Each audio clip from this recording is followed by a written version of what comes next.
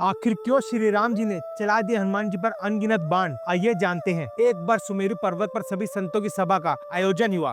केशर देश के राजा सुकंद भी उसी सभा में सभी संतों का आशीर्वाद लेने जा रहे थे। रास्ते में उन्हें देव ऋषि नारद मिले। राजा सुकंद ने उन्हें प्रणाम किया। इस पर श्री नारद जी ने उन्हें आशीर्वाद देकर यात्रा का प्रयोजन पूछा। राजा सुकंद ने उन्हें संत सभा के आयोजन की बात बताई। इस पर नारद मुनि ने कहा, अच्छा है, संतों की सभा में जरूर जाना चाहिए। नारद जी ने इसके बाद कहा, जिस सभा में जा रहे हो उसमें सभी को प्रणाम करना, लेकिन ऋषि विश्वामित्र का प्रणाम बिल्कुल भी मत करना।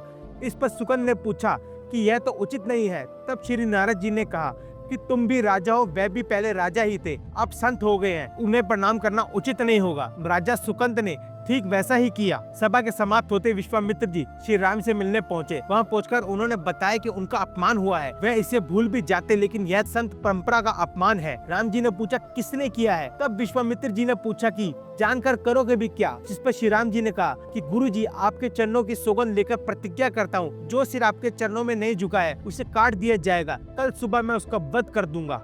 श्री राम जी की सौगंध का जैसे ही राजा सुगंध को पता चला, वे नारद मुनि जी को ढूंढने लगे। काफी देर तक परेशान रहे, लेकिन नारद मुनि उन्हें नहीं मिले। व्याकुल होकर जब वे रोने लगे, तब नारद जी प्रकट हुए। सुकंद ने हाथ जोड़कर उन्हें सारी बात कह सुनाई, साथ ही प्राण दान की विनती की। इस पर नारद जी ने उन्हें माता अंजनी की शरण में जाने की सलाह दी।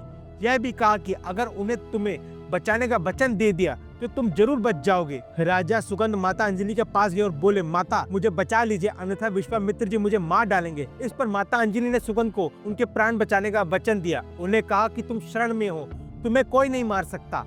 शाम ढलते ही जब हनुमान जी माता अंजनी के पास पहुंचे तो उन्होंने सारी बात बताई, लेकिन सुगंध को बुलाने से पहले पवन सूत्र से सौगंध लेने को कहा। तब श्री हनुमान जी ने कहा कि वह श्री राम के चरणों की सौगंध लेते हैं कि वह सुगंध के प्राणों की रक्षा करेंगे। तब माता अंजनी ने राजा को बुलाया। हनुमान जी ने पूछा, कौन तुम्हें मारना चाहता है? तब सुगंध ने बताया कि श्री राम उन्हें मार डालेंगे। इतना सुनते ही माता अंजनी हैरान रह गई। उन्होंने कहा कि तुमने तो विश्वामित्र जी का नाम लिया था। तब राजा ने कहा कि नहीं, वह तो मरवा डालना चाहते हैं, लेकिन मारेंगे तो श्री राम ही। हनुमान जी ने राजा सुगंध को उनकी राजधानी में छोड़ा और श्री राम जी के दरबार पहुंचे। वहां पहुंचकर उन्होंने राम जी से पूछा कि वह कहां जा रहे हैं। तब मर्यादा पुरुषोत्तम ने बताया कि वह राजा सुगंध का वध करने जा रहे हैं। तब हनुमान जी ने कहा, प्रभु उसे मत मारिए। तब राम जी ने कहा, वह तो अपने गुरु की सौगंध ले चुके हैं, अब पीछे नहीं हट सकते। तब हनुमान जी ने कहा, मैंने उसके प्राणों की रक्षा के लिए अपने इष्ट देव यानी आपकी सौगंध ली है। तब राम जी कहते हैं कि ठीक है, तुम अपना वचन निभाओ, मैं तो उसे मारूंगा ही। हनुमान जी राजा सुगंध को लेकर पर्वत पर पहुंचे और राम नाम का कीर्तन करने लगे। उधर राम जी राजा सुगंध को मारने के लिए उन्हें ढूंढते हुए पर्वत पहुंचे। वहाँ हनुमान राम मंत्र का जप कर रहे थे। राम जी के देखते ही सुगंध डर गए। उन्होंने कहा कि अब तो राम जी उसे मार ही डालेंगे। वे बार बार हनुमान जी से पूछता कि हम बच जाएंगे। तब उन्होंने कहा कि राम मंत्र का जप करते रहो और निश्चिंत रहो, भगवान राम पर पूरा भरोसा रखो। लेकिन वे काफी डरे हुए थे, तो हनुमान जी ने सुगंध को राम नाम मंत्र के घेरे में बिठा दिया। इसके बाद राम नाम जपने लगे। राम जी ने राजा सुगंध को देखकर जब बाण चलाना शुरू किया तो वह राम नाम के मंत्र के आगे विफल हो गए।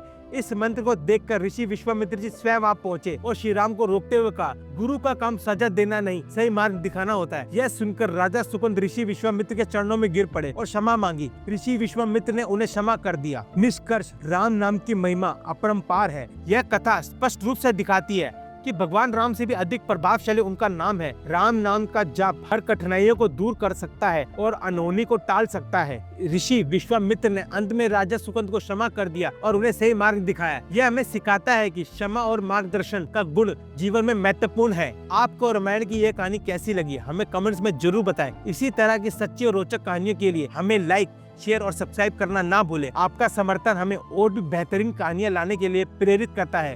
आप देख रहे हैं कलरिंग बिलीफ चैनल। ऐसी कहानियों के लिए प्लीज सब्सक्राइब करें और नोटिफिकेशन ऑन करके ऑल पर कर दें। ये कुछ और रोमांचक किस्से हैं इतिहास के, आपको इन्हें भी जरूर देखना चाहिए।